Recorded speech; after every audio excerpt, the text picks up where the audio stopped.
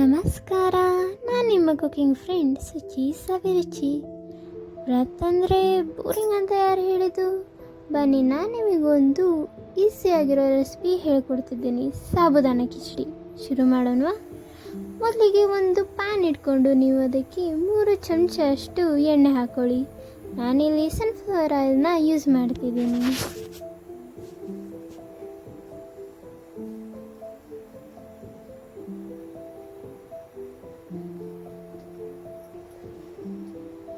Oil ಬಿಸಿಯಾದ ನಂತರ ನೀವು ಇದಕ್ಕೆ ಅರ್ಧ ಚಮಚಷ್ಟು ಸಾಸಿವೆ ಹಾಗೂ ಅರ್ಧ ಚಮಚಷ್ಟು ಜೀರಿಗೆನ ಹಾಕಿ. ಹಾಗೆ ಇದು ಸ್ವಲ್ಪ ಚಟಪಟ ಅನ್ನೋವರೆಗೂ ವೇಟ್ ಮಾಡಿ. ಇದು ಪಾಪ್ ಸೌಂಡ್ ಬರಬೇಕು.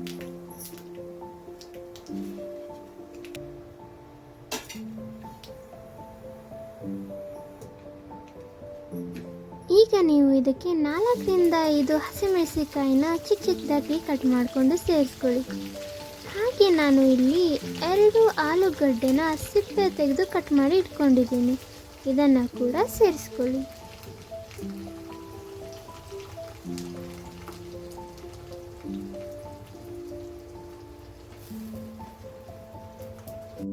ಆಲೂಗಡ್ಡೆ ಹಾಗೂ ಮೆಣಸಿನಕಾಯಿನ ಚೆನ್ನಾಗಿ ಹುರ್ಕೊಳ್ಳಿ. ಹುರ್ಕೊಂಡಾದ್ಮೇಲೆ 1 ಯೆಲ್ಲೋ ಕ್ಯಾಪ್ಸಿಕಮ್ನ ಸೇರಿಸ್ಕೊಳ್ಳಿ. ನನ್ನ ಕಡೆಗೆ ಯೆಲ್ಲೋ ಕ್ಯಾಪ್ಸಿಕಮ್ ಇತ್ತು ಅಂತ ಹಾಕೊಳ್ತಿದ್ದೀನಿ. ನೀವು ಯಾವುದೇ ಕಲರ್ ಕ್ಯಾಪ್ಸಿಕಮ್ನ ಕೂಡ ಇದಕ್ಕೆ ಸೇರಿಸ್ಕೊಳ್ಬೋದು. ಕ್ಯಾಪ್ಸಿಕಮ್ ಹಾಕೋದ್ರಿಂದ ಇದು ಡಿಶ್ ಇನ್ನೂ ಜಾಸ್ತಿ ಟೇಸ್ಟಿಯಾಗಿ ರೆಡಿ ಆಗುತ್ತೆ. ಕ್ಯಾಪ್ಸಿಕಮ್ ಹಾಕಿದ ನಂತರ ಸ್ವಲ್ಪ ಹೊತ್ತು ಬಾಡಿಸ್ಕೊಳ್ಳಿ.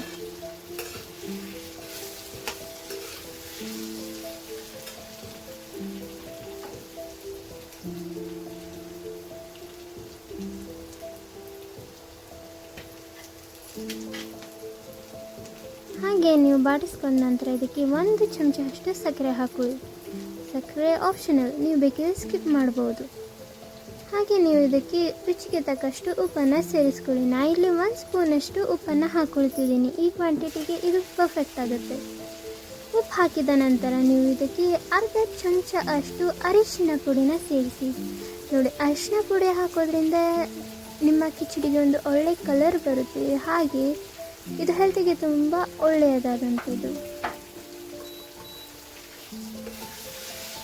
ಇವಿಷ್ಟನ್ನು ಒಮ್ಮೆ ಚೆನ್ನಾಗಿ ಮಿಕ್ಸ್ ಮಾಡಿಕೊಳ್ಳಿ.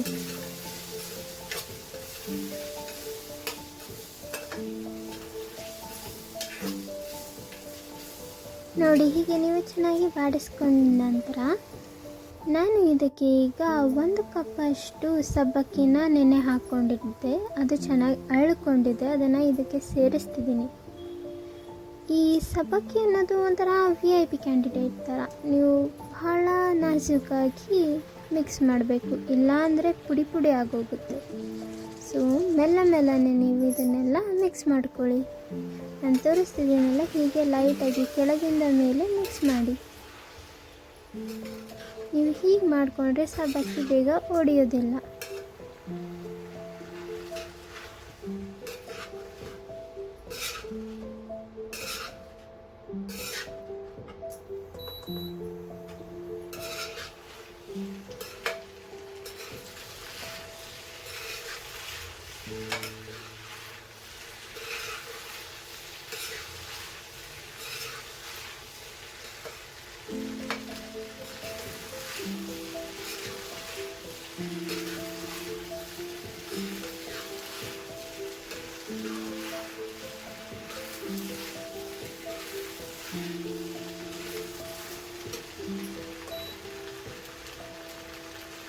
ಈಗ ನೀವು ಇದಕ್ಕೆ ಒಂದು ದೊಡ್ಡ ನಿಂಬೆಹಣ್ಣಲ್ಲಿ ಅರ್ಧ ಅಷ್ಟು ನಿಂಬೆಹಣ್ಣಿನ ರಸನ ಹಿಂಡ್ಕೊಳ್ಳಿ. ಅಕಸ್ಮಾತ್ ನಿಮ್ಮ ಹತ್ರ ಚಿಕ್ಕ ನಿಂಬೆಹಣ್ಣಿದೆ ಅಂದರೆ ಒಂದು ಫುಲ್ ನಿಂಬೆಹಣ್ಣಿನ ರಸನ ಹಾಕ್ಕೊಳ್ಳಿ. ಇದೊಂದು ಒಳ್ಳೆ ಹುಳಿ ಕೊಡುತ್ತೆ.